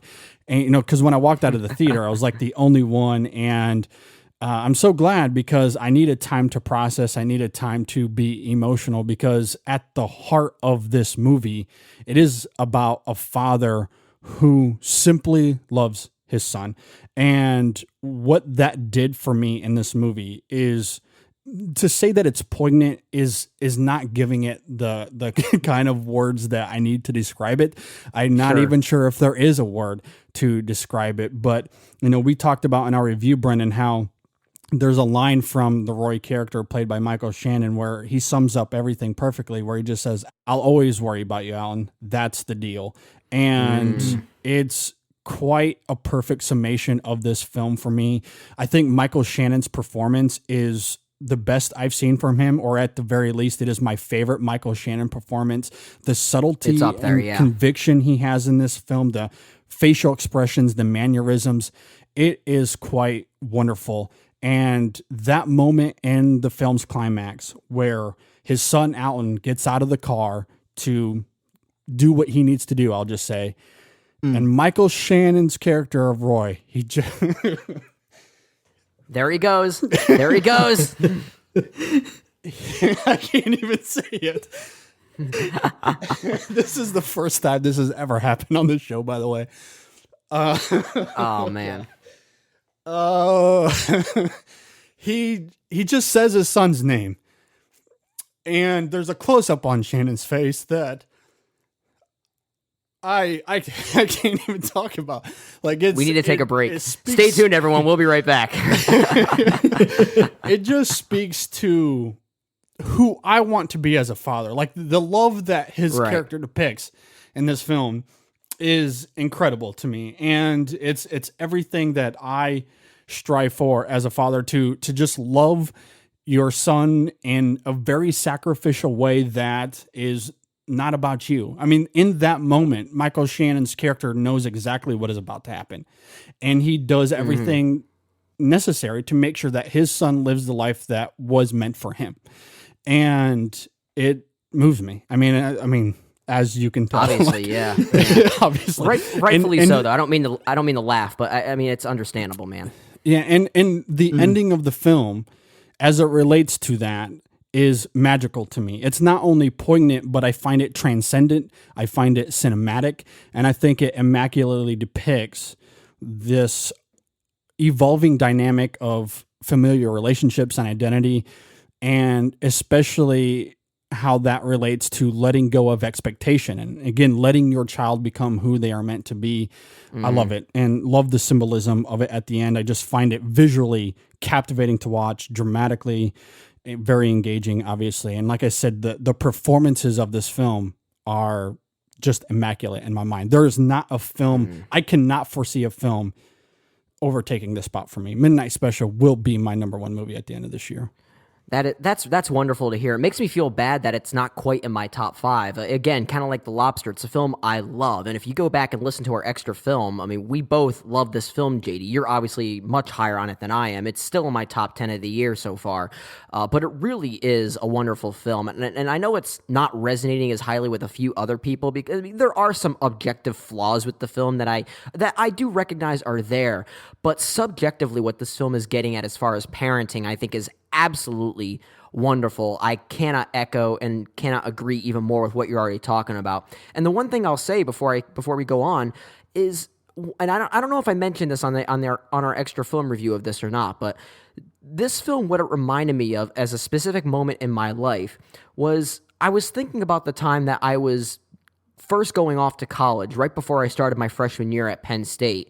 And I was thinking about my dad and what he was thinking in that moment where we hugged each other and he was going to drive home after my move into college was complete, and what was going on in his mind. Because this movie is all about a parent's recognition that their child is meant for good and great things. And that's what is really boiling down to. And I love that the film Midnight Special doesn't get bogged down in explaining what this kid's abilities are. All you really need to know is that he has talents. He has very uncanny abilities that he needs to use for great things. And the parent, specifically the father here, and even even to some extent the mother as well in this film, they have to acknowledge that. And that's what the film is about, the acknowledgement of that. It is really, really profound. And to take it a step further, he does acknowledge it, but he 100% believes it as well. Yes, and that's the driving force of it as well. I mean, he understands that his son Alton certainly is, I guess, all pun intended, he's special. There's something very different about him. There's no one else on the planet that's as unique as him. And he acknowledges that he is destined to be something fantastic, but he also has to believe it. And he does. And it speaks to the kind of love and the kind of sacrifice that he's willing to put in for him. And there's a line in the film where Roy says, I don't really believe in anything except my son, and I'll do anything for him. And that is the whole film in a nutshell. And as it relates to what you're talking about as far as your children going on to do these great things and believing in that. So yeah, it's incredible. And for me especially, you know, not only do I want great things for my son, but I want to be able to believe in him. I want to be able to sacrifice for him at the highest of costs, right? The ending of this film, there is a cost that comes to the Roy character that I can't even fathom experiencing. But he does it because he knows that's the best thing for Alton, right? Like that's for Alton to live the life that he was meant to, he had to make that choice, as difficult as it is, and he makes that choice. And because the stakes are that high, when he calls out Alton's name as he gets out of that car, that's why it's so moving to me. And I'm done. I can't talk about it. And I don't mean to laugh, because obviously it speaks highly for you, and that's not meant to be like offensive or anything against your reaction to this film. It's just kind of funny. But I mean, I cannot blame you for the way you react to this, and knowing your relationship with your son, even having met your son and seeing how you are with your son. It speaks highly to you, and I can definitely see that, and I can definitely acknowledge that. So it's rightfully so your number one pick, and I think you make a great argument for that. And it is a great film. I really love this film. For my number one film, I'm going to keep with the trend of how we described that each of our number one films are probably locked in. They're probably locked in as being number one, at least for the main majority of the rest of the year so far. Because for me personally, the film I have as my number one, I don't think I'm going to see a film that I like more than Richard Linklater's Everybody Wants Some. All right, boys. All right, bring it up. Listen up. Good first practice. All right, this is where it all starts. We're out here ahead of all the other teams in the country, and we're going to keep it that way and work hard all year, right? All right, then, boys. Y'all be good. Not so fast. Ranger. We have a little tradition out here welcoming in the new guys. It's called a little bit of freshman batting practice.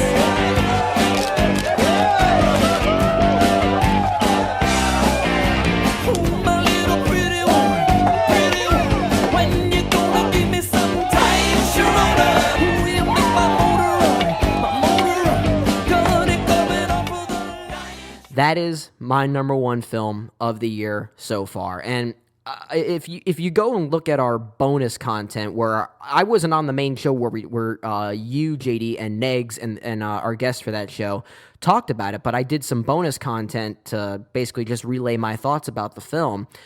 And still to this day, this is the film that I just feel the most overjoyed as I watch it. I think it is one of the best examples of male camaraderie, especially in a college setting, and about diversity, especially at a time of innocence. And it's a movie that's all about participation. And it's something that I personally think is undervalued in our lives, and just in any everyday life, is the notion of being open-minded to other social cultures specifically. And I love that it uses college, the life in college, and basically using different social cliques as a way of reflecting that. And on top of that, too, in the best form of Richard Linklater possible, the film is just an absolute riot to watch. Beautifully realized characters. They all can serve their own movie in many ways, which I think is just so great. And the balance is there in keeping them all intertwined together. And the writing feels so authentic to me. I wanted to hang out with this group of friends, and the film does a great job making me feel like I was walking among these group of friends as they were on their party adventures just hunting for women. I mean, that's basically all this movie is. It avoids conflict, and I love that it avoids conflict. I think that's what makes the film that much more open-minded and that much more of a joy for me to watch. To prove my point that it is such a joy to watch, I bought this digitally off of Amazon using my smart TV because I couldn't wait to watch it again when it came out on Blu-ray. So I watched it, and by the time it ended, I watched it again. And I enjoyed every second of rewatching it again. I'm serious. I watched it twice in a row, and it felt just as great as the time before. It really did. And I think I'm going to say that continually until the end of the year comes around. I really love Richard Linklater's Everybody Wants Some. I'm calling it. I think this might be my favorite film of the year when the year ends. I really adore this film. Yeah, if you're a fan of Richard Linklater, I don't know how you can not like this movie. It is, of course, a ton of fun, and I completely agree with you. I love what this film does in terms of team camaraderie and why that matters and how that is so relatable to a lot of us, especially if you've ever been a part of an athletic team, and how that speaks to masculinity in our culture. I feel like Richard Linklater is very authentic in all of that. I feel like a lot of what I see in this film is what I experienced with the hockey teams I grew up playing with. A lot of the guys were the same way. And what we see in this film in terms of trivial activities turning into ridiculous competitions, like it's not only authentic, but it's so fun in this movie. It's hilarious, and I love it. And you're right, there are characters that we do like, that we engage with. I think the ending of the film, Richard Linklater is diving a little bit deeper than what we see in the first half of the movie, it's done in such a great Linklater way. And yeah, I love this. And to people that have, you know, kind of called this film out as far as it being similar to Dazed and Confused, it kind of is, but I don't find it imitative. I think my favorite thing about Everybody Wants Some is that it feels like watching before sunset after watching before sunrise. Like it's I felt the same kind of elation watching this as I did watching Jesse and Celine 9 years later after the fact. So I think they work congruently together really, really well. So yeah, this is definitely one of the best films of the year. I agree. I think that's a great comparison, you know, looking at the Before trilogy as kind of a comparable, looking at specifically Sunset After Sunrise. I think that interconnection between Everybody Wants Some and Dazed and Confused is absolutely there. I mean, obviously the only difference is that we have a totally new story and totally new characters, but I think this does make room for maybe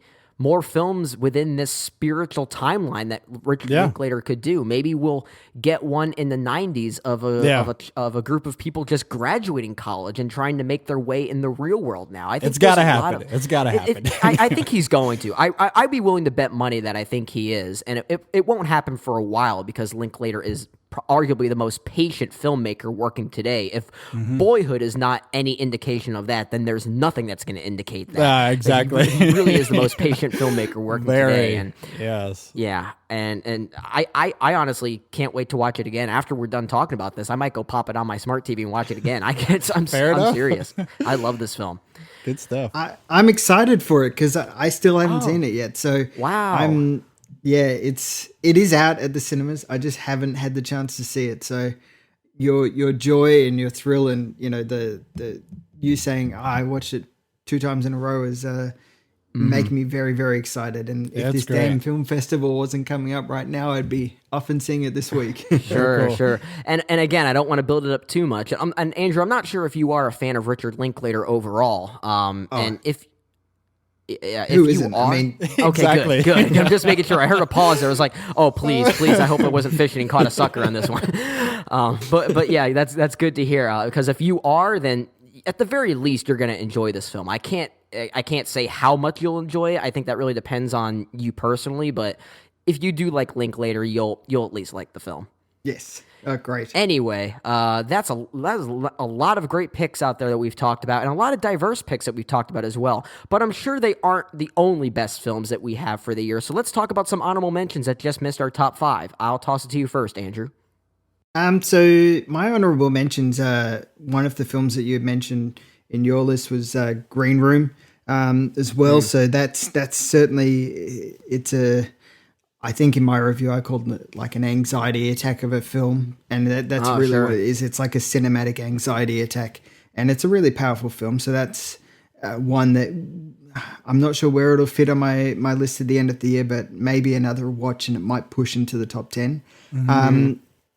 Next up is A Bigger Splash by Luca Guadagnino. Shouldn't have tried to pronounce it. Yeah.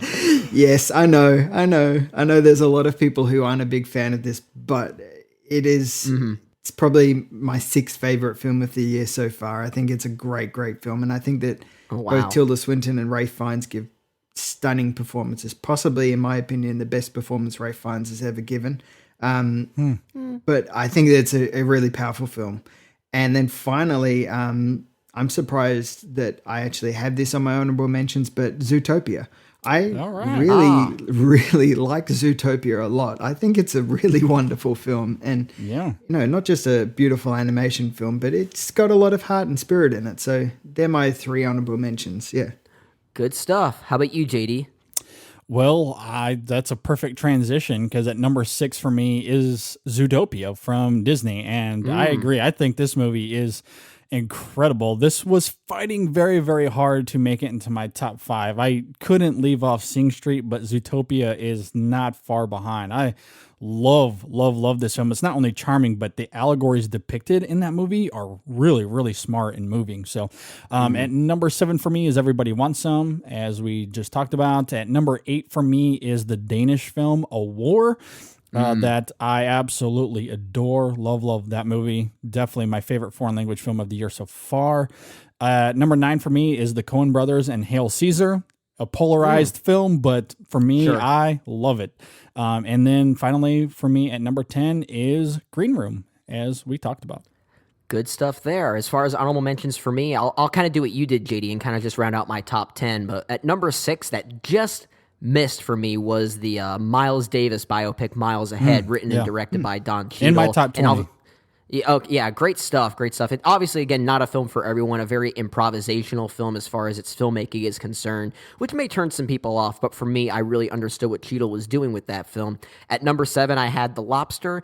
At number 8, currently, is a very polarizing film, Nicholas Winding Refn's The Neon Demon. I really like this film. I really did, and most people, or maybe not most people, but there are a lot of folks that won't agree with that. And at number 9, I have Midnight Special, and number 10, also the Danish film A War. And a few films that just missed out were Zootopia, the documentary Wiener, Hush, The Conjuring 2. A lot of great films this year so far. There's a lot of good stuff we can absolutely be talking about. Yeah, absolutely. So let us know how your picks stack up against ours. You can email us InSessionFilm@gmail.com or leave a comment on our social media pages on Facebook or Twitter.